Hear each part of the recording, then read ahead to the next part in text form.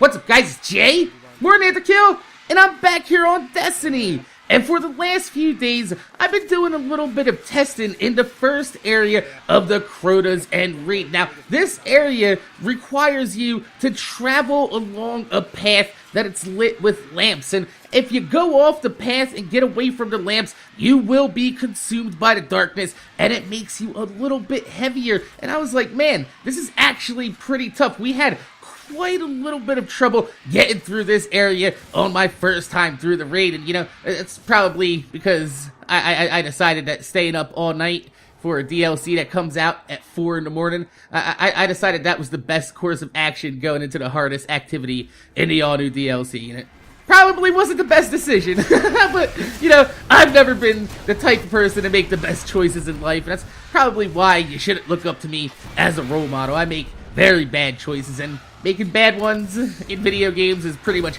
right up my alley. So anyway, I was hearing rumors that the first chest in this raid is in this area, and it's actually farmable and able to be refreshed more than once a week. So me and one of my subs, Doppelganger, we decided to do a little bit of testing and see if there was a little bit of truth to this rumor, and there is a chest here. And it does spawn randomly in the rooms off to the side of the path. You see, all along in this darkness, there are these little rooms that have the chance to spawn chests just like out in the world. Except these chests usually have a pretty higher drop rate to drop, you know, radiant shards, radiant energy. Can't get them anywhere else but these chests. Also, I've heard of people, you know, getting exotics and raid bit of gear. One of my buddies, Doppelganger here, he also picked up the sash for the Titan. It goes around his waist, that pretty little hula skirt. So, all along this path, there's these little rooms that spawn this chest, and you can actually farm this chest once a week. You cannot farm it more than once. If some people did get this chest to spawn more than once, and they opened it up, it's not going to give you anything else in that box again. Unless they did it within the first 24 hours. I heard some people were able to open it twice, but that looks like something that was just a little bit of a glitch that happened in the first 24 hours of the raid coming out. Anyway, if you want to farm that chest, you can just run to the first lamppost, hang a left, you watch out for the hole, and you can pretty much check to see if the box spawned in this room. Now, I have heard people say that if the box is spawned in that room, there will be a little yellow light that looks like a triangle above the room, but every time I've gotten the box, I never really was paying attention for a light. I was always like, holy shit, there's fucking throw everywhere, and they're beating on my back! Help! I need an adult! Alright, so you can come to this area once a week and pick up that chest, even if you don't do the raid. So that's pretty cool, but I wanted to figure out a good strategy for making your way all the way through this area to the pad where you have to stand there and defend against a shit ton of enemies to be able to spawn a bridge to go to the next area where you have to stand on pads and defend from enemies to spawn a bridge. Wait, what? Did you just say that you have to go to the end of the area to stand on a pad to spawn a bridge, to go to an area to stand on 2 more pads to spawn a bridge?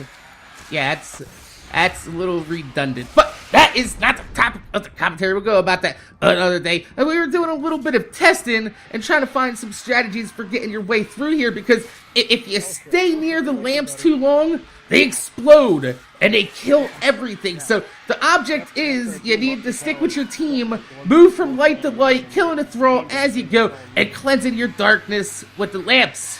Or so we thought. And after a little bit of testing, I found out that if you respec your skill tree to everything favorite agility, speed, and recovery, and you combine that with a weapon that offers +2 to agility, you can actually outrun the thrall and heal while just jumping your way through the path. And you can see it here, not only from my perspective, but Doppelganger was recorded on his PS4. You can see it from his perspective that, holy fuck, that is an ungodly amount of thrall.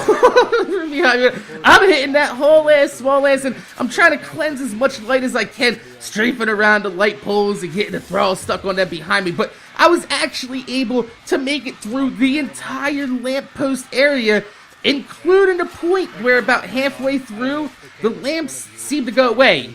And if you keep going straight, you'll actually jump back down to the spawn. It's kind of a little bit of a troll from Bungie, but if you actually just look right, there's a hill that you have to literally make this an uphill battle, jumping up to the next lamp while there's thrall all around you, and you're literally moving as fast as molasses through an asshole. I don't know why molasses is running through an asshole.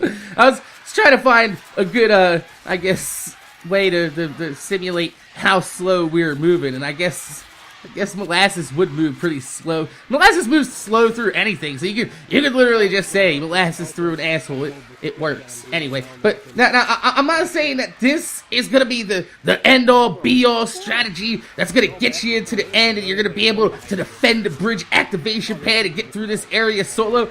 I don't know.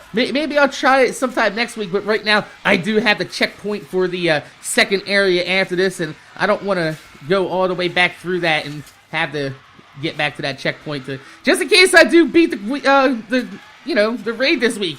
You never know, crazier things have happened, but I just thought that this was pretty cool that if you spec into agility and lightweight on your weapons, it's possible to make it through without actually fighting. And I mean, just imagine if I had a Sunsinger Warlock or two, maybe a Striker Titan laying somewhere around behind me.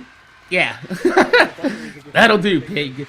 That'll do. So, my name is Jay, MorninAfterKill. I want to thank you guys for watching. Make sure you guys rate, comment, subscribe. If you could leave a thumbs up on the video, I'd highly appreciate it because it gives me motivation to make more videos for you motherfuckers and watch my motherfucking videos. So, if you want to get that box down there, you're going to die a few times trying to get that box to spawn. But if you just head to the first lamppost, hit left, there is a little room right there that it can spawn. And if it doesn't spawn for you there and you're not having any luck getting it to spawn there, go ahead and go back to orbit and come back in. If it still doesn't spawn there, I did find that there is another area at the third lamppost, but that's it's quite a bitch to get to that room. So, my name is Jay, MorninAfterKill. I want to thank you guys for watching. Make sure you guys rate, comment, subscribe. And I'm going to see you guys later.